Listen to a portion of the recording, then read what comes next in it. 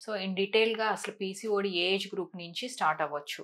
So, age group నుంచి అంటే అది మెనార్కీ నుంచి టిల్ పెరిమెనోపాజ్ ఏజ్ వరకు కూడా పీసీఓడీ వల్ల మనకి హార్మోనల్ ఇంబాలెన్సెస్ అనేవి స్టార్ట్ అవ్వచ్చు. So, why we are more worried అంటే మనకి పిల్లల గురించి ప్లాన్ చేసుకునే ఏజ్‌లోనే కాదు, ముందు నుంచే ఈ పీసీఓడీ ఏదైతే ఉందో దాన్ని ముందే మనం డిటెక్ట్ చేయగలిగితే, సో వీళ్ళకేంటంటే హార్మోనల్ ఇంబాలెన్స్‌ని తగ్గించి ఫ్యూచర్ ఫర్టిలిటీ అనేది వాళ్ళకి పెద్ద ఇష్యూ కాకుండా, అట్ ద సేమ్ టైమ్ ఏంటంటే లాంగ్ రన్‌లో వాళ్ళ యొక్క హెల్తీ లైఫ్ స్టైల్ గానీ, other kind of comorbidities like hypertension, diabetes, cardiovascular ప్రాబ్లమ్స్‌ని మనం ప్రివెంట్ చేయొచ్చనమాట. సో చాలామంది ఏంటంటే యంగ్ ఏజ్‌లోని సెడెంటరీ లైఫ్ స్టైల్‌కు చిన్నప్పటి నుంచి అలవాటు పడుతున్నారు.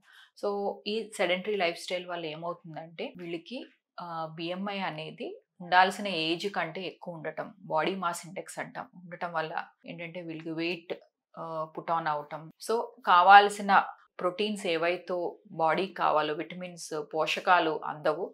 కాకపోతే వీళ్ళు బరువు అనేది పెరుగుతా ఉంటారు. సో దీనికేంటంటే ఇదొక సర్కిల్, విషియస్ సర్కిల్ లాంటిది.